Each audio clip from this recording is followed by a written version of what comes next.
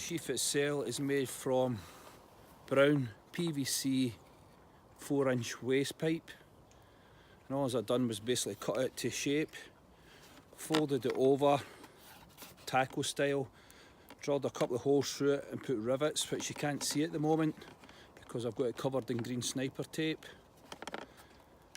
And I added myself a belt loop here, and I also can fit inside my 15-litre pouch on the outside of my Bergen. And as you can see, I've got a couple of Ranger bands on the outside here and here, and I've added fire steel and the old Mora, I think it's a number 1 knife here, and this is its companion body. And between the combination of this mora knife and the machete, I cover most tasks that I do out in the woods. And on the back you can see I've got a large sharpening stone, and that does everything I need. It gets an edge on it fast and an efficient edge. So the machete itself, I actually reduced the size of it by 2 inches. I've lost 2 inches off the end here, which took it to the right size for me, and gained an inch from the handle, or the edge of the handle, to this point here, because this was originally flat. I put a choil in, or a fire steel notch. I'll show you that working.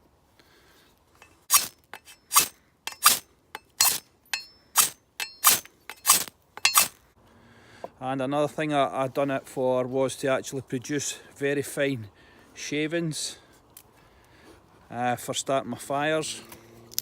It's absolutely soaking wet out here today, but I'll try and show you in this piece of wood. This is just a bit I've picked up here now. So how it works is just like this. And you can see in seconds it's produced very fine shavings for me for my fire. So this is an absolutely phenomenal wee addition to this blade. So if that was dry, that would definitely catch. Another useful little use of this notch. I rounded it from here to approximately about here. Then from this area here to here, I made 90 degrees for scraping bark and stuff like that. And also somewhere I could use on my fire steel. Works very good. So I gained another edge up here, which assists me in some of my tasks when I'm out in the field. To show you this Scandi edge that I'm in the process of developing at the moment along here, or well, from the choil to this point here. I've not quite got it right, but I'm getting there, and I've been just doing it with a hand file so I don't cause any heat into the blade and ruin the tempering. So I'll show you how good it is at the moment.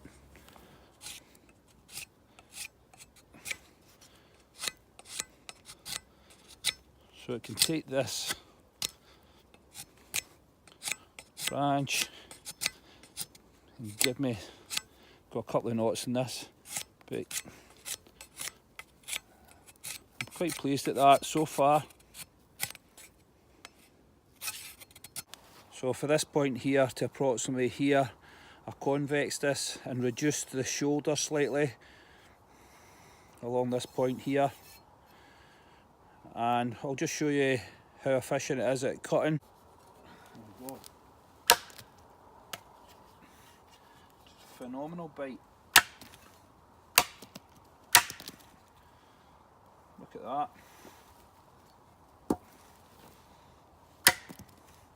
No problem. So efficient for such a inexpensive tool.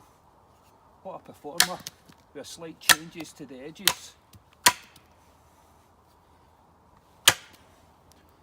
There we go.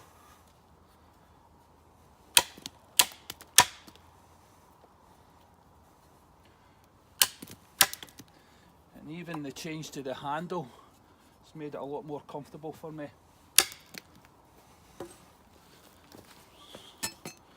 So that edge has worked great. It's produced a good sharp edge very fast and efficiently for me. and the reduction in the length of the blade has made it much more controllable for me. What I'll do is I'll get another log and we'll cut through the centre. So here we have a log here, pine, dead standing, and I'm going to cut through the centre of it. And I'd say it's roughly about just over 3 inches.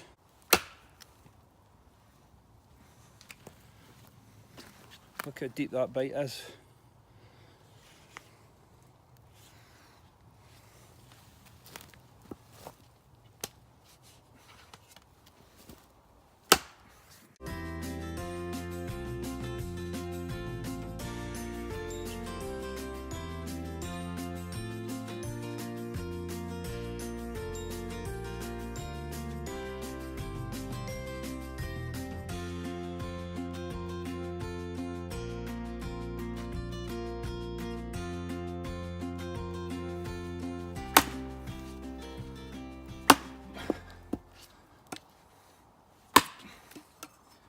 Just about to go.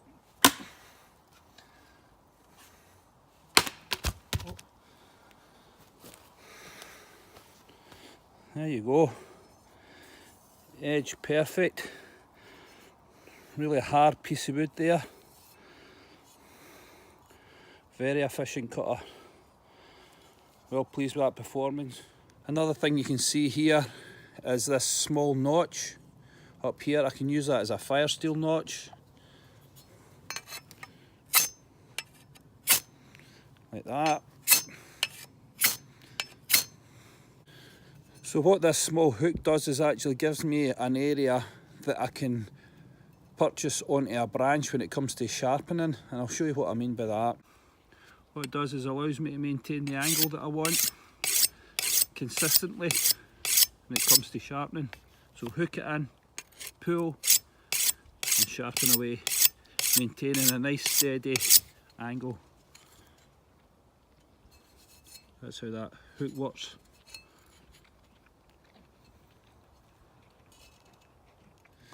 And what it also allows me to do is create small feathers and shavings, this notch here, and also acts as a gut hook.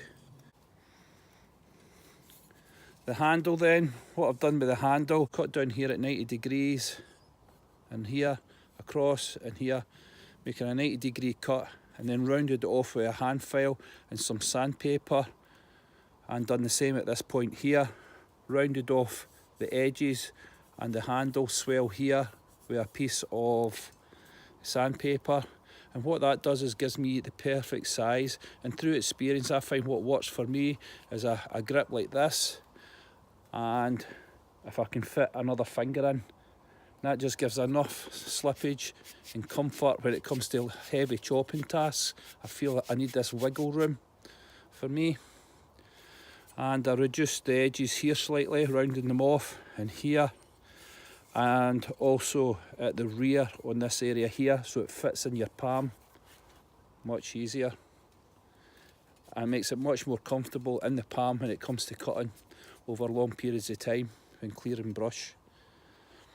Now the good thing about the Tramontina machete, they're really cheap, and at the present moment in time, this is December the 23rd, 2018, and these are approximately £11 to buy and probably £4 or £5 with shipping. So you're talking, you get this whole machete for about £15 sterling. A few modifications, this can be a great survival tool. With the rounded spine, what it allows me to do is use the machete as a draw blade like so. Because I've rounded this off, it gives me a nice purchase area, nice and smooth. I can run my hand along here and no worries. This area here has been smoothed off and rounded off up here, so I can do this type of scraping action, and that's a good advantage having the rounded spine. What I'd like to show you in this clip here is how effective this spade end that I've developed on the knife. Show you it working. In this area here, how I go about using it. So what I've got here is an old fire pit, and I'll show you how I use it as a scraping tool and a digging tool.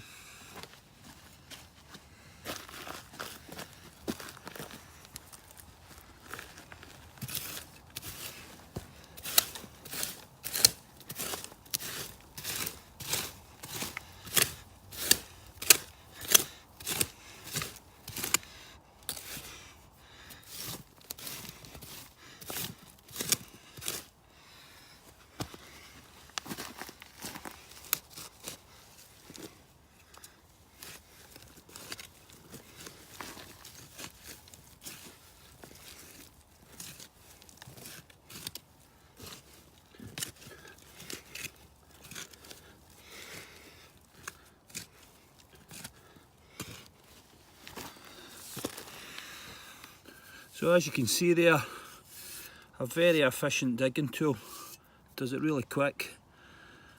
Just that simple straight spade edge on the blade. I kept this ramping area here on, and what that allows me to do when I turn the knife round into this position is gives me a tool for pummeling roots and breaking up shells and coconut shells, because it's rounded off. So I liked it for that, and that's why I kept this kind of ramp area. And I don't know if you can make it out in the camera. You can see I drew a line across here, and I was originally going to cut that straight across, but I felt no, I need something to act as a small pummeling tool for me. So that's what the ramp area does, this area here. And I'm really pleased at how the project's going. So let's hear some of your modifications that you've done to yours, and let's see if there's anything else or any suggestions that you could put in the comment box that I could maybe change on this to make it even better again. But it's done really good so far, and I'm really pleased.